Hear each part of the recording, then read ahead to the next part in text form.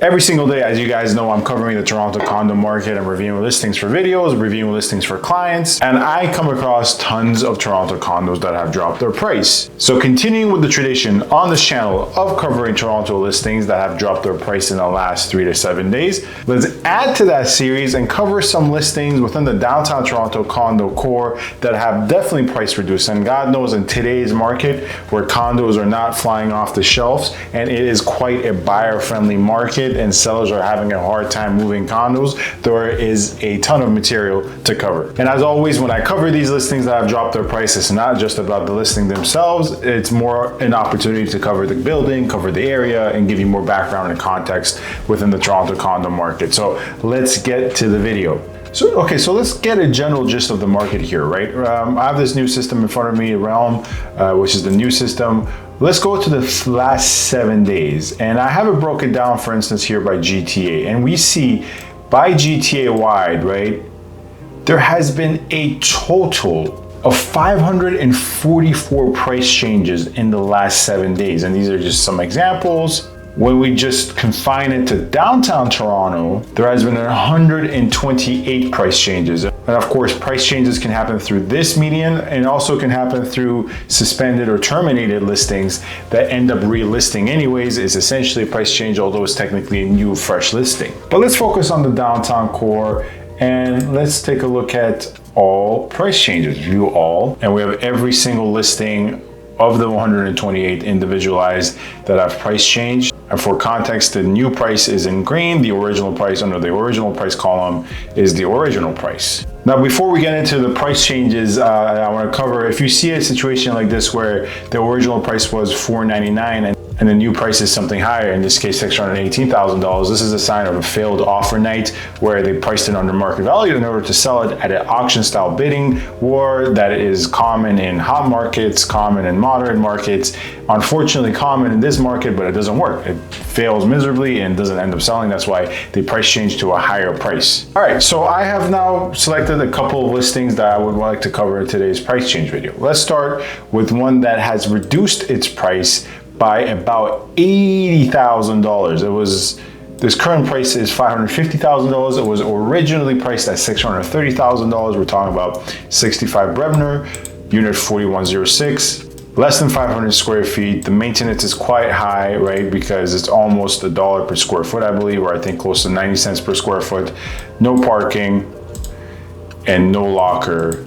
And by just viewing the pictures at a glance, I can tell you that most likely this unit is tenant occupied. And in today's market, a tenant occupied unit that is not really that sexy at all whatsoever is going to have a very difficult time moving. And this is just a classic case. I mean, believe it or not, like professional photography really helps. I just sold a condo, for example, and I sold it in 2 days. You'll see a video coming up on that shortly, hopefully. But I sold it in 2 days, and it's because we priced it well, but most likely it's also because we did professional staging and professional photography, which really sent it over the top. And simply in today's market, this is not gonna fly. And also, this is not even touching on the fact that 65 Bremner, in my opinion, is one of those condos better avoided if possible. So another example of a condo that has dropped its price in the last 7 days is 20 Minowan Mikan Lane, unit 828, currently listed at $563,000. It was initially listed at $585,000. The reason I want to cover this one is, unlike the last one, it's actually a condo I'm a bit of a fan of. I've actually purchased in this building before. And let's go through the pictures quickly. In terms of this building, it's a kind of a soft loft style condo building. And the layouts are not everyone's cup of tea. In this building, you can find some fabulous, fantastic views of the city, actually. Nonetheless, though, it is an expensive building. And this is just an example of one of the great views you can enjoy from this building. I actually bought a unit on the 19th floor in this building, and the view was marvelous. But the thing about this building is that it had some flooding issues in the last 2 years. In recent years, obviously, the management company has tackled those flooding issues and remedied the problems, but it has a bit of a reputation from those flooding instances a couple of years ago. Besides the flooding, and that sounds funny to say, and it might be a little egregious, but besides the flooding, it's actually a pretty nice building. Once again, though, by all measures, they fixed the issue. And when I bought for my client, ever since my client's been living in this building, there have been very little to no complaints whatsoever. Although I must say this is overpriced. The unit I purchased was bigger, as a 1+1, higher floor, and it had parking and a locker. This has none, asking for now $563, initially priced at $585. There's more room to go here. But one of the listings that really caught my attention was, for example, this in 15 Fort York. Originally priced at $790,000, now priced at $690,000. So this listing dropped its price by $100,000. Boy, are they probably really serious about selling. It's a 1+1, 1 washroom. This one does have parking. It's, as per the listing, 587 square feet with a 31 square foot balcony, but they put it at $6 to $699. That's a bit misleading. You shouldn't do that, because this usually refers exclusively to the interior without the balcony. Nonetheless, though, they're trying to be a bit tricky and cheeky. So let's take a look at the unit. Yeah, this is what I expect from this building, 15 Fort York. White appliances. It's definitely, yeah. I mean, there's not much to say. I mean, location's great, very close to Spadina, but if you're gonna go around this area at 15 Fort York, you're much better off with 11 Bremner, I think. It's a better building, in my professional opinion. I actually recently purchased a unit in that building as well. You can check that video out. It's probably gonna be somewhere up on the screen. Go check it out. It's definitely overpriced at $690, right? It's not, shouldn't sell at $690, hopefully. If it does, then someone overpaid for it. Hey, by the way, just my professional opinion. If you disagree, you disagree. Another listing that dropped its price by $100,000 is this unit in 197 Yonge, 2209. Listed at $848,000. It was listed at $948,000. Been on market for 61 days. 882 square feet with a 360 square feet balcony. This is a wow factor for sure, and very key in today's market. Now, the issue is not the balcony, and certainly is not the view. Right, the views from this building are fantastic as well, especially with this large ass balcony in the middle of the city really. Like Yonge and Queen is just, how much more central can you get than right at Yonge and Queen in downtown, right? It's just truly central.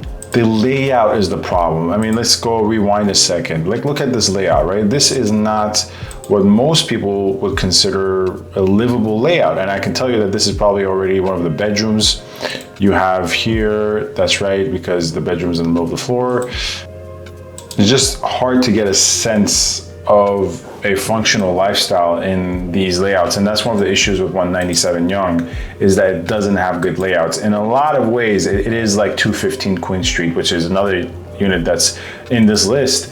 The layouts are just not feasible. And of course, yes, as we see here, it is facing construction. But once again, the location is absolutely fantastic. All in all, if you want to know what I think about this building a little bit more thoroughly, I did a whole entire review of it, about, I think, 15 to 20 minutes on my YouTube channel.